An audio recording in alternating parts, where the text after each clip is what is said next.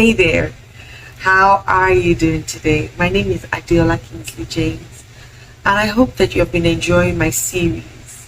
We've talked about resilience, we've talked about the rules of the mind, we've covered so many different topics. I hope you're subscribed. If you haven't, can you stop now and subscribe? And do me that favor and like this video as well. And not only that, please click on the notification bell beneath as well, so that when I drop new videos, you'll be one of the first people to watch them. And then lastly, share me with other people so that we can go around. The good news is meant to be spread all through the earth, and I believe that I bring the good news. Okay, anything that can transform or change your life or grow you, I believe is the good news, and that's what I share to the ends of the earth, starting with you. So today we're going to talk about, I'm sure you're wondering why I froze. Yes, I was trying to think of whether to say what I was going to say before or saying something else, but you know what, today we're going to talk about embracing change. I think that's what I want to talk about today, embracing change. Now, what is change? Once again, I always like to simplify the things that I say, because that's how I learn. I want things to be simple. I don't want any over, big grammar that I'll be finding hard to break down, or, all kind. I want simplicity.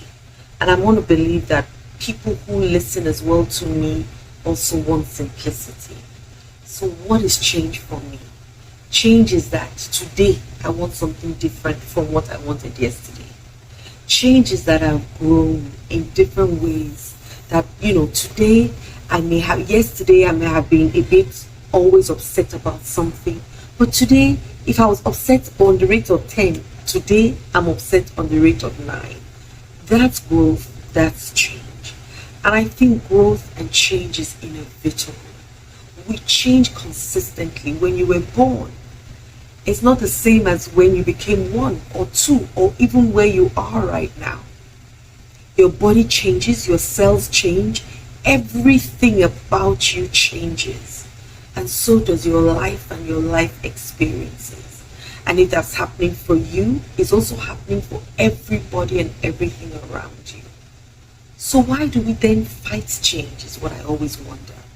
Why aren't we flexible and adaptable to the things that happen to us? I always wonder, and I used to be like that as well. I would say, this is what you said yesterday, and that's what it must be. But now I know that experiences happen, things happen to us every day. We learn different things that make us want to do differently. Some people say, I want to be a better person. And so they change from something that is not working for them, or what doesn't empower them or disempowers them, to what then empowers them. Right? And so we must always be open to that. Let me share something with you. I used to think that in a marriage, before you marry, one of the things that you need to talk about are your deal breakers. You must discuss your deal breakers, because those deal breakers, once you break it, the deal is over. Until I started learning, and with my own experience, that all the deals that I put to break were broken, and I was still in the marriage. Does that happen to you? So much so that one of the days my husband asked me, so what are your deal breakers for this marriage? I said to him, I don't have any deal breakers. And he said, why? I said, because all the breakers that I had have been broken. All the deals that I said, if you do, I will leave you. You have done them, and I'm still here. So I don't have any deal breakers anymore. And guess what? When you create a deal breaker, then you are looking for something to be broken. That's not love. There are no deal breakers in love. But there are deal breakers in trade, which is what we do all the time. You give me this, I give you that. That's a trade by barter. That's not real love. That's not pure love. There are no deal breakers in love. I'm not saying that you should then sit in and allow people walk with you and all of that, no. But I can dare say that if you truly love, I doubt that people will walk over you. I doubt it. But you can try it out and see. I think that people will admire who you are and how you are, and they would want to be like you and learn from you. And if at least you deposit love everywhere you go to, then it means that at least you will meet your own love that you have deposited everywhere you go to. So change is inevitable. Now I tell couples, you need to put room for change, because who I am today is not who I was a month ago.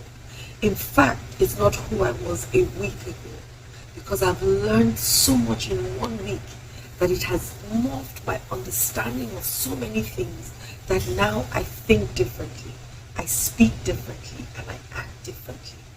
That is change. Now imagine somebody who knew me just 2 weeks ago said, "Oh, you said this 2 weeks ago. Are you shaky or shifty, or you don't know what you really want?" No, I do know. I have changed. That's what has happened. And there must be that flexibility for you, for your children, for your spouses, for your family members, for your friends, for even your animals. Because change is inevitable, and we must be flexible towards it. We must embrace it, because change is also very good. I know that we like the sound of change sometimes, but we really don't want change. But we need it.